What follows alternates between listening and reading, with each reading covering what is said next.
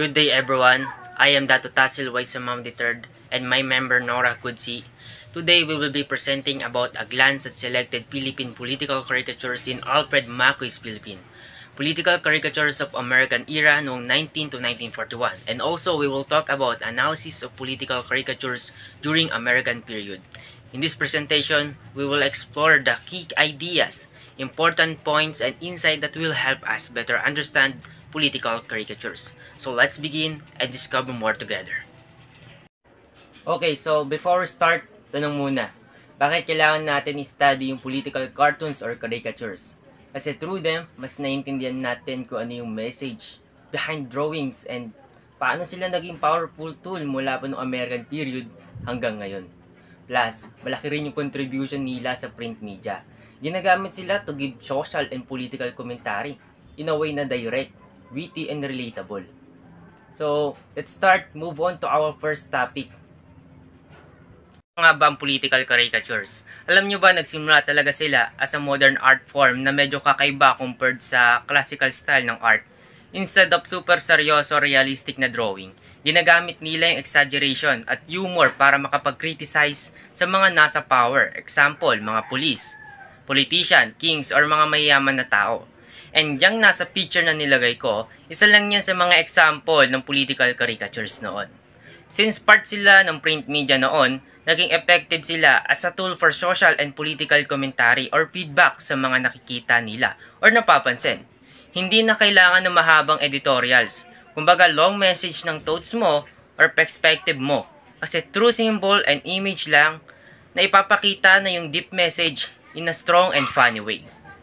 Pero, ang pinaka-cool or the best part dito, hindi lang sila basta pang-asar or pang-katawa-tawa. This cartoon actually helps shape public opinion. At the same time, nagre-reflect din sila ng real feelings ng society. During that period, kaya hanggang ngayon, kapag pinag-aaralan natin sila, sobrang valuable nila as a historical sources para mas maintindihan natin yung politics and society noon. So trivia time naman tayo about political caricatures. Alam nyo ba nag-originate sila sa Italy at yung word na caricare actually means to exaggerate. Kaya pala puro exaggerate features yung nakikita natin sa cartoons. Like sobrang laki ng ilong or sobrang haba ng leeg or super bilog ng katawan kasi ganun pala ang caricatures or cartoon. And noong 60s nung Europe, ginagamit sila para i-mock or i-bash yung mga kings at politician. In short, sila yung tinatawag natin na memes of the past. Pero syempre, hindi lahat natutuwa sa political caricatures. Kasi madalas, nasisensor sila o nababan dahil sobrang diretso nilang binabanatan yung mga nasa power. Example, police, rich people, and politician. And doon pumapasok yung third trivia natin. Often censor for exposing corruption. For example, sa Europe, maraming kings at politician nang napikon kasi pinapakita sila sa cartoons na mukhang greedy, corrupt, or kahit clownish. Kaya may mga panahon na pinapaban sila or pinapasara yung mga publisher na mga naglalabas ng ganitong drawing. And sa last trivia natin, dito naman sa Pilipinas, during American period, political cartoons were also used para i-criticize yung mga colonizer. So kahit noon pa man, ginagamit na talaga yung art as a form of resistance or social commentary. So guys, yung book na Philippine Cartoons or Political Caricature of American Era noong 19 to 1941 ni Alfred Macuy at Alfredo Roses, nag-compile sila ng mga political cartoons galing sa newspaper at magazine ng American period. Pero hindi lang siya simpleng drawing. Ginagamit siya as a tool of social and political commentary. Dito natin nakikita yung paano nila nire-reflect yung public opinion, paano nila kinikriticize sa mga leaders, at paano nila nilalantad yung mga issues like colonialism, corruption, and political rivalry. What I mean, mga away or agawan sa politika. Ibig sabihin, kapag inaral natin yung context sa mga cartoons na to, mas maiintindihan natin yung politics at society noong panahon ng mga Amerikano. Parang window lang, no? Siya yung napupunta sa past kung ano yung nararamdaman at pinagdadaanan ng mga tao noon. At para mas maintindihan natin yung mga struggles nila. Our first example comes from The Independent, published on May 20, 1916. The cartoon show a politician from Tondo, Dr. Santos, passing a crown to his brother-in-law, Dr. Barcelona. Pero may twist yan. Isang Pilipino na makikita natin, nakasalakot at barong Tagalog. Try to stop Santos. Sabi niya in the cartoon, huwag may bigay yung crown kay Barcelona kasi hindi naman talaga iyan para ipamana mo. So ano yung point ng cartoon na makikita natin? Or yung nasa screen? Ang point ng cartoon, it's criticizing politician or political nepotism. What is political nepotism? Political nepotism is when a politician gives position, power or favors to the relatives like asawa, kapatid, anak, or in-laws, even those relatives are not the most qualified for a job. In short, those relatives don't even deserve it. Additionally, it reflects how Filipino at the time already saw the question issues of abuse power or inaabuso niya yung mga power in a wrong way and political favoritism. Kahit ngayon, nangyayari pa rin yan sa ilang lugar dito sa Pilipinas. Trivia time naman tayo about sa cartoon. The Independent na isang newspaper was founded by Rafael Palma na eventually naging UP President. Si Rafael Palma is isang journalist, education and nationalist leader na nag-contribute both sa media and education. Kilala rin yung paper na noon kasi hindi siya takot maglabas ng issues about corruption and iba pang problema sa politics. Makikita rin natin sa cartoon na kahit 90s pa lang, may kritika na about sa political dynasty. So hindi lang siya problema ngayon. Matagal na problema na siya at part na rin siya ng politics natin. At kung mapapansin nyo rin, sa Tondo at Manila, naging political hotspot siya noon pa. Both sa Spanish and American period. Kasi maraming leaders and politicians ang galing doon at marami ring agawan or away sa loob ng politics. Okay guys, ito yung second cartoon ni Fernando Amorsolo na lumabas sa The Independent noong June 16, 1917. Makikita dito yung isang batang sobrang gutom, nagnakaw lang ng payat na manok tapos biglang hinabol ng pulis. Pero ayun, dumating si Juan de la Cruz. Basically, si Juan de la Cruz siya yung sumisimbolo sa ordinaryong Pinoy. At sinabi niya doon sa pulis, bro, tigilan mo na yan, wag mong habulin yung maliliit na magnanakaw. Ang asikasuhin mo, rather, yung malalaking magnanakaw na nagtatago ng bigas, gatas at grocery sa warehouse. Kung isipin, relatable siya pa hanggang ngayon. Kasi 'di ba, madalas yung mahihirap yung napipilitan gumawa ng petty crimes or minor crime. Sila pa yung unang napaparusahan. Pero yung malalaking holders of corrupt, officials o big time na magnanakaw, chill lang. So this cartoon basically call outs the injustice system na sobrang higpit sa small people pero bulag sa malalaking problema. Classic, 'di ba? Parang meme version ng attack the system, not the victim. Trivia time naman tayo. Fernando Amorsolo, isa siyang sikat na pintor na Pilipino. Tinatawag siyang Grand Old Man of the Philippine Art kasi sobrang laki ng contribution niya sa larangan ng sining. Kilala rin siya sa paintings niya na maliwanag, glowing at nagpo-portray ng buhay probinsya. Ito yung mga magsasaka, piyesta, bukrin at nature. Siya rin ang unang national artist of the Philippines noong 1972, the year rin na namatay siya. 1970s was also year of food shortage crisis in Manila or kakulangan sa supplies dahil sa World War I, disruption or gulo na nangyari. Okay, so guys, let's talk about the third cartoon. This one is all about the rise of colorum automobiles sa city streets. Ano ba yung colorum? Basically, ito yung mga illegal or unregistered vehicles na ginagamit as a public transport. Ang problema, dahil hindi sila dumaan sa proper regulation, ang daming accident na nangyari noon dahil sa colorum automobiles. In fact, kaya lumabas yung cartoon na ito sa Philippine Free Press para i-call out na, uy, ang dami nangyayari, dami ring namamatay, bakit walang ginagawa? The cartoon is not just about cars, no? It's really about public safety and government accountability. Ibig sabihin, hindi lang simpleng issue ng transportation to, kundi reminder na kapag walang maayos na regulation and enforcement, nasa delikado ang buhay ng mamamayan or ang bawat mamamayan. So overall, this cartoon serve as a warning and form of protest. Pinapakita na kahit sa pamamagitan ng drawing, pwedeng maiparating yung big and serious problem happening in our society. So this fourth cartoon is set during American period. It shows a cinema where a huge police officer is projected on the screen, reminding everyone that couples are not allowed to show affection inside the theater. Sa audience, makikita natin na yung dalawang youngster or kabataan na parang shock or gulat, habang yung older couple naman, chill lang at natatawa pa nga. This reflects how during American period, authorities were very strict when it comes to morality and public behavior. Yung cinema na bago panahon, naging space na gusto nilang kontrolin. The cartoon also points out the generational gap. Yung mga bata takot sa rules, pero yung mga older ones, sanay na or hindi na affected. So in short, the cartoon is commentary on how American tried to impose discipline and moral standard in Filipino society during that time. Trivia time naman tayo. Alam nyo ba Americans brought the first movie theater to Manila in early 90s? Mostly silent films and American production yung pinapalabas noon. Pero along with that, sila rin yung nag-introduce ng censorship. Ano ba yung censorship? Censorship, ito yung pangbaban o pagpapatanggal na isang bagay na part ng media. By 1915, nag-create sila ng Board of Censorship for Moving Pictures means review para iban yung mga movies na tingin nilang immoral, means hindi kaaya-aya. Kaya itong cartoon na to parang nangaasar siya. It shows how American tried to control not just what Filipino watch, pero pati yung love life at simpleng ligawan sa sinehan.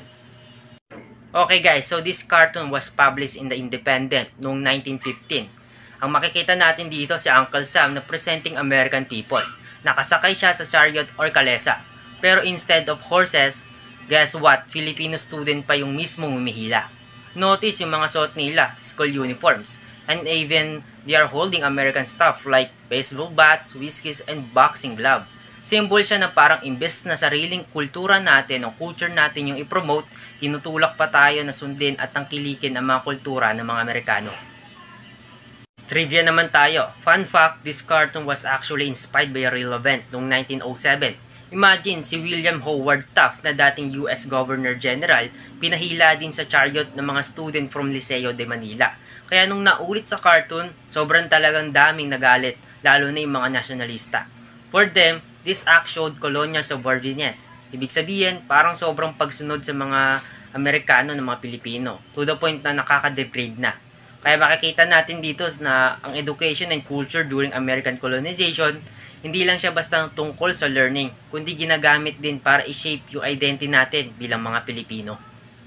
Next up, we have this Lipang Kalabaw cartoon from 1907 titled El Turno de los Partidos. So what's happening dito? Si Uncle Sam, namimigay siya ng pagkain or nagpapakain siya sa mga Progista Party politician ng Puruj. Ibig sabihin, yung malalambot na pagkain.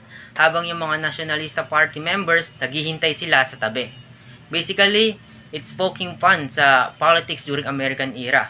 Both parties kahit ibang stance mo katulad ng Trivia 2 and 3 natin. Progista gusto nila maging American state.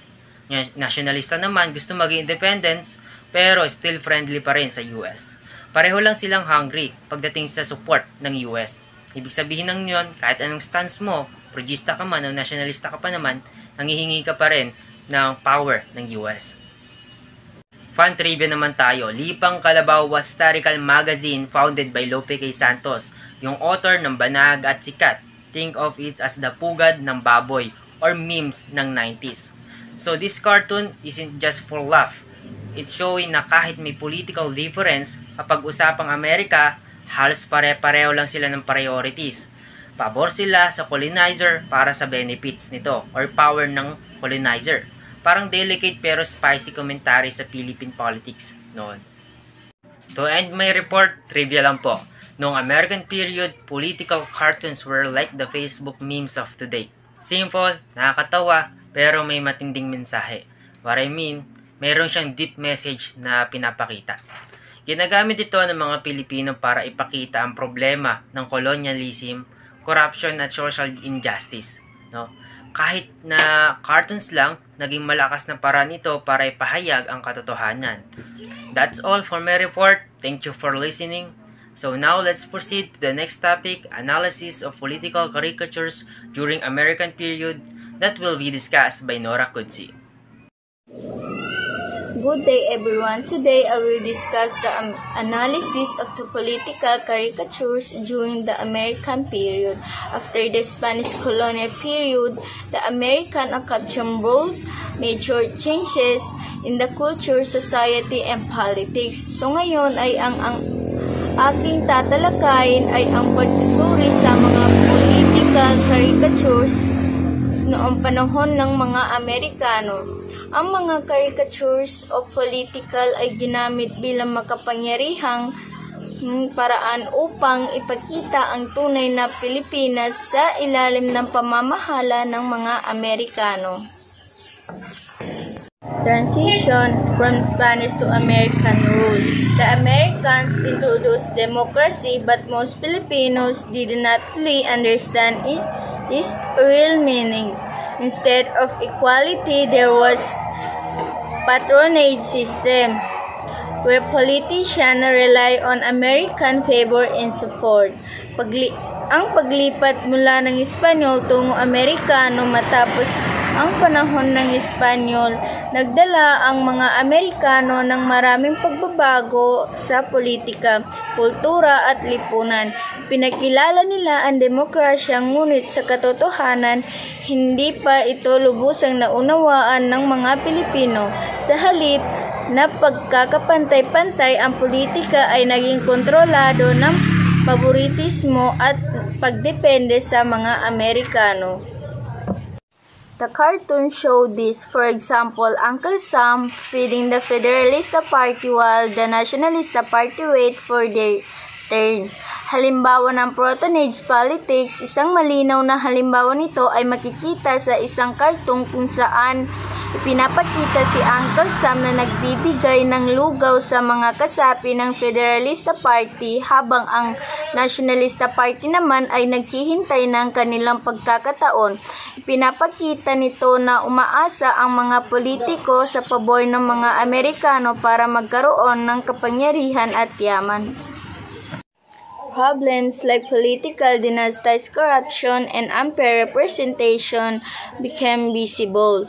Mga suliranin sa politika. Dahil dito, nagsimulang lumaganap ang mga dinistansyang pampolitika at korupsyon. Sa halip na tunay na demokrasya, mas sinuunan ng mga politiko ang pansariling interes at kapangyarihan. Naiwan namang lukmok ang mga ordinaryong Pilipino, lalo na ang mahihirap at hindi nakinabang sa mga ipinangakong pagbabago nito. In society, American introduced modernity, healthcare, education, transportation, media, automobiles, and even culture changes. Sa pagbabago ng modernisasyon, bukod sa politika, nagdala rin ng modernisasyon ang mga Amerikano. Nagkaroon ng pagbabago sa kalusugan, edukasyon at transportation at media. Pumasok na rin ang mga sasakyan sa lungsod at sumikat ang mga sinihan bilang libangan. Ngunit sa kasama ng mga pagbabagong ito, ang mga bagong suliranin tulad ng trapiko at kaguluhan sa lipunan. The 1930s also saw what was called the sexual revolution, where Filipino youth become more liberal, breaking away from conservative tradition. Noong 1930 daw ay nagkaroon din ng tinatawag na sexual revolution. Ang mga kabataang Pilipino ay nagsimulang kumalawa sa konserbatibong tradisyon at gumawa ng mas mapangahas na gawain sa mga pampublikong lugar gaya ng sinihan. Sinihan, ipinapakita nito ang banggaan ng konserbatibong kaisipan at ng bagong kalayaan dulot ng modernisasyon. The cartoons also revealed the reality of poor Filipinos who remain desperate and controlled by American while the elite benefit from the economy. Ang kalagayan daw ng mga mahihirap ay ipinapakita rin sa mga cartoons ang tunay na sitwasyon ng mga mahihirap na Pilipino, habang ang mayayaman o prinsipalya ng mga klas ay nakinabang at umasenso. Ang nakarami ay nanatiling dukha, desperado at biktima ng mga pang-aapi. Sa katunayan, patuloy pa rin kinokontrol ng mga Amerikano ang isip, kultura at buhay ng mga Pilipino. In short, the caricatures reflected the contradiction of the time between the promises of American democracy and the actual struggle of Filipino poverty, patronage politics, and colonial control. Bilang pagtatapos, ang mga political caricatures noong panahon ng mga Amerikano ay nagsilbing salamin ng lipunan. Ipinapakita ang kabalintunaan ng panahon iyon. May modernisasyong demokrasya ngunit nananatili ang kahirapang favoritismo at kontrol ng mga dayuhan. Ang mga karton na ito ay nagpaalala sa atin na ang tunay na kalayaan at pagkakapantay-pantay ay hindi pa lubusang natamo ng mga Pilipino noong panahong iyon. Simplified explanation, the caricatures. The caricatures political cartoons used to criticize society. Ang caricatures ay ginamit para ipakita ang realidad ng lipunan. The purpose, to expose the truth about politics and daily life under the Americans' themes. Fake democracy, favoritism, American control, social inequality.